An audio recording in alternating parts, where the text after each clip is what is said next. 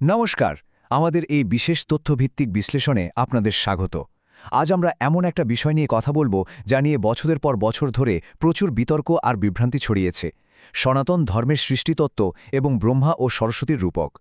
আমরা একদম প্রাচীন মূল সংস্কৃত গ্রন্থগুলোর পাতা থেকে এর পেছনের আসল সত্যটা আজ আপনাদের সামনে তুলে ধরব।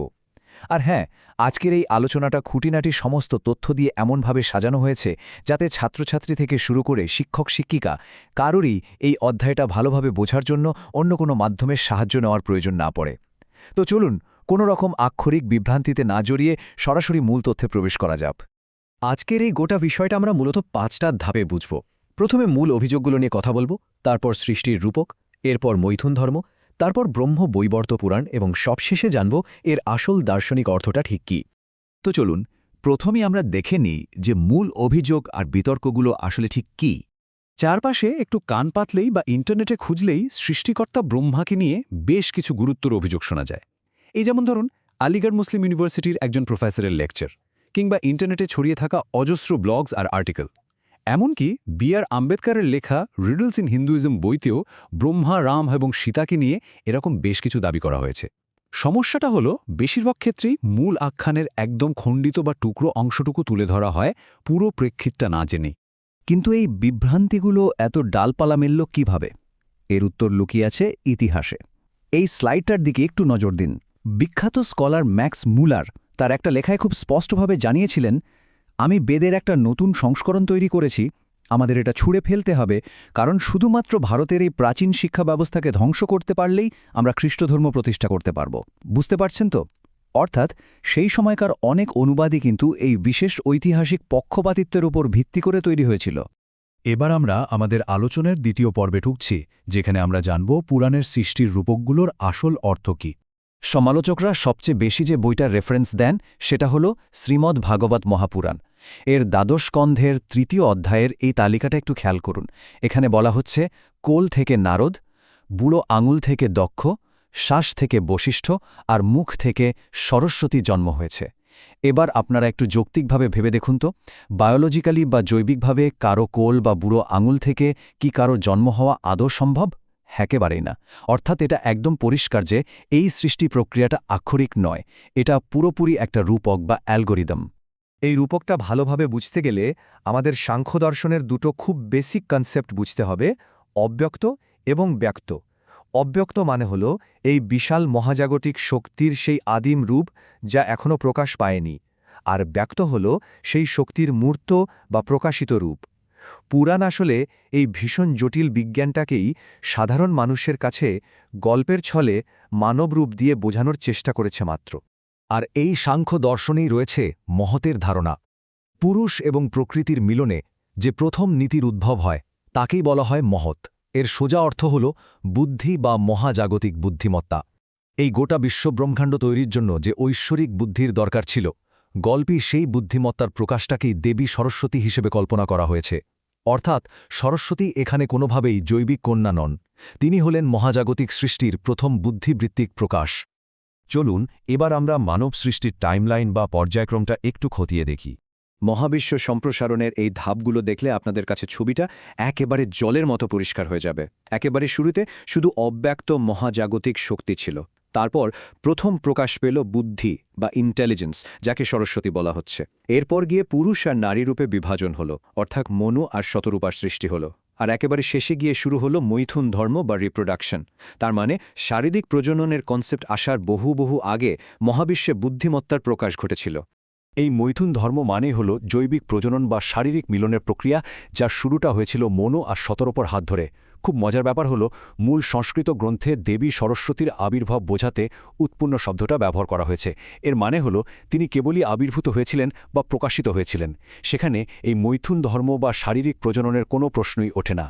এখন আপনাদের মনে একটা স্বাভাবিক প্রশ্ন আসতে পারে, তাহলে পুরাণে এমন একটা গল্প কেন বলা হলো? এর কারণ হল এই গল্পটা মূলত তৎকালীন সমাজের জন্য একটা ভীষণ কড়া নৈতিক সতর্কবার্তা ছিল। মূল গ্রন্থে একদম স্পষ্টভাবে লেখা আছে যে নিজের সৃষ্টির প্রতি ব্রহ্মার এই ক্ষণিকের মোহকে তার পুত্ররাই এক জঘন্য পাপ বলে তীব্র নিন্দা করেছিলেন, এবং বলা হয়েছিল যে এমন ঘটনার যেন আর কখনো পুনরাবৃত্তি না হয়। মানে অনৈতিকতাকে সমর্থন করা তো দূরের কথা, এই গ্রন্থ সমাজকে এটাই শেখাচ্ছে যে এই ধরনের চিন্তাভাবনা করাটাও চূড়ান্ত পাপ। এবার আমরা ব্রহ্মবৈবর্ত পুরাণের দিকে একটু নজর দেব, কারণ এই পুরাণটা আমাদের অন্য একজন সরস্বতীর খোঁজ দেয়। তাহলে ব্রহ্মা আসলে কাকে বিয়ে করেছিলেন? চলুন শ্রীমদ্ ভাগবত মহাপুরাণ আর ব্রহ্মবৈবর্ত পুরাণকে একটু পাশাপাশি রেখে তুলনা করা যাক। শ্রীমদ্ ভাগবতে সরস্বতী শুধুমাত্র ব্রহ্মার বুদ্ধি বা সৃষ্টির প্রতীক, সেখানে কোনো বিয়ের উল্লেখই নেই। কিন্তু অন্যদিকে ব্রহ্মবৈবর্ত পুরাণে যে সরস্বতী বা ভারতীর কথা বলা হয়েছে তিনি সম্পূর্ণ আলাদা একজন সত্তা, আর তার সাথেই ব্রহ্মার বিবাহ সম্পন্ন হয়। কনফিউশনটা মূলত এখান থেকেই তৈরি হয়। তাহলে ব্রহ্মার স্ত্রীর আসল পরিচয়টা কি? তার নাম হল সতী ভারতী বা বাগেশ্বরী। তাকে শ্বেতবর্ণা অর্থাৎ সাদা গাত্রবর্ণের বলে বর্ণনা করা হয়েছে, যার হাতে রয়েছে বীণা আর পুস্তক। আর সবথেকে অবাক করা তথ্যটা হলো এই দেবীর জন্ম কিন্তু সরাসরি ভগবান বিষ্ণুর মুখ থেকে হয়েছিল, ব্রহ্মার থেকে নয়। হ্যাঁ, ঠিকই শুনেছেন। অর্থাৎ আমরা ব্রহ্মার পাশে যে দেবী সরস্বতীর আরাধনা করি তিনি আসলে ভগবান বিষ্ণুর সৃষ্টি করা এক সম্পূর্ণ ভিন্ন দেবী। এখন আপনারা ভাবতে পারেন আলাদা আলাদা পুরাণে এত আলাদা গল্প কেন? এর উত্তর লুকিয়ে আছে মাল্টিভার্স বা বহুবিশ্বের ধারণার মধ্যে। আমাদের পৌরাণিক গ্রন্থগুলো সময়ের একটা চক্রাকার রূপ বর্ণনা করে, যেখানে মহাবিশ্ব বারবার সৃষ্টি হয় আর ধ্বংস হয়। এর সোজা মানে হল সময়ের এই বিশাল চক্রে অসংখ্য আলাদা আলাদা ব্রহ্মা রয়েছেন। ব্রহ্মা আসলে কোনো নির্দিষ্ট ব্যক্তি নন, এটা ক্রিয়েটর বা সৃষ্টিকর্তার একটা উপাধি বা টাইটেল মাত্র। আর ঠিক এই কারণেই ভিন্ন ভিন্ন পুরাণের সৃষ্টিকর্তা ব্রহ্মাকে জ্ঞানের বিভিন্ন রূপের সাথে যুক্ত করা হয়েছে। এবার আমরা আমাদের আলোচনার একেবারে শেষ এবং সবচেয়ে গভীর অংশে চলে এসেছি, এই রূপকগুলোর প্রকৃত দার্শনিক এবং আধ্যাত্মিক অর্থ। আমাদের প্রাচীন পণ্ডিতরা কিন্তু এই সাধারণ গল্পগুলোর আড়ালে অসাধারণ সব আধ্যাত্মিক অর্থ লুকিয়ে রেখেছিলেন। খোদ ব্রহ্মবৈবর্ত পুরাণেই খুব সুন্দর করে বলা হয়েছে, মন হল ব্রহ্মা, জ্ঞান হল মহেশ্বর, আর বাক্যের চূড়ান্ত পরমাদেবী হলেন সরস্বতী। মানে পুরাণগুলো নিজেরাই বারবার আমাদের মনে করিয়ে দিচ্ছে যে এই দেবদেবীরা কোনো রক্তমাংসের মানুষ নন, এরা আমাদের মানুষেরই ভেতরের মন, জ্ঞান বা কথার এক একটা পার্সনিফিকেশন বা রূপক। এই বিষয়টা আরও পরিষ্কার হয়ে যায় সপ্তম শতাব্দীর প্রখ্যাত স্কলার কুমারিল ভট্টের কথায়। তার তন্ত্রবার্তি গ্রন্থে তিনি এর একটা দারুণ প্রাকৃতিক ব্যাখ্যা দিয়েছেন। তিনি বলছেন, যেহেতু সূর্য জগৎকে রক্ষা করে তাই সূর্যই হল প্রজাপতি ব্রহ্মা, আর সূর্যের রশ্মিগুলো যেহেতু সূর্য থেকেই জন্ম নেয় তাই তাদের কন্যা বলা হয়েছে। ভোরের বেলায় সূর্য যখন তার লালচে আভা আকাশে ছড়িয়ে দেয় সেটাকেই রূপক অর্থে বলা হচ্ছে উষার বুকে বীজ স্থাপন করা। ভেবে দেখুন প্রকৃতির কি অপূর্ব সুন্দর একটা বর্ণনা, তাই না? আবার পণ্ডিত মধ্বাচার্য শাস্ত্রী এর একটা দারুণ মনস্তাত্ত্বিক ব্যাখ্যা দিয়েছেন। তিনি বলছেন এই গল্পটা আসলে আমাদের মনের ভেতরের একটা লড়াইয়ের গল্প।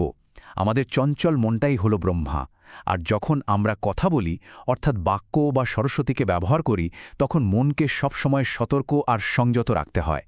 এই গভীর সাইকোলজি বা মনস্তত্ত্বটা যাতে সাধারণ মানুষ খুব সহজে বুঝতে পারে, ঠিক সেই জন্যেই এমন পৌরাণিক গল্পের মোড়কে পুরো বিষয়টা সাজানো হয়েছিল। তাহলে সবশেষে আপনাদের কাছে আমার একটা প্রশ্ন রইল, আমরা যদি আজও এই ধরনের গভীর মহাজাগতিক আর মনস্তাত্ত্বিক রূপকগুলোকে শুধুমাত্র আক্ষরিক রূপকথার গল্প হিসেবেই বিচার করতে থাকি, তাহলে আমাদের প্রাচীন দর্শনের কত অমূল্য জ্ঞান যে আমরা স্বেচ্ছায় হারিয়ে ফেলছি, সেটা কি ভেবে দেখেছেন? আজকের এই তথ্যবহুল বিশ্লেষণে আমাদের সাথে থাকার জন্য আপনাদের অসংখ্য ধন্যবাদ। আমরা আশা করছি প্রাচীন গ্রন্থগুলোর সঠিক তথ্যর ওপর ভিত্তি করে আপনাদের সমস্ত বিভ্রান্তি আজ দূর হয়েছে। আমরা আগেই বলেছিলাম যে এই আলোচনাটায় কোনো খুঁটিনাটি তথ্যই বাদ দেওয়া হয়নি, আর সেই কারণেই এর সুন্দর পরিকল্পনা এবং তথ্য বিন্যাসের জন্য শুভানিতা মণ্ডলের প্রতি বিশেষ কৃতজ্ঞতা জানাচ্ছি। জ্ঞান এবং সত্য অনুসন্ধানের এই সুন্দর যাত্রা এভাবেই এগিয়ে চলুক। সবাই ভালো থাকবেন,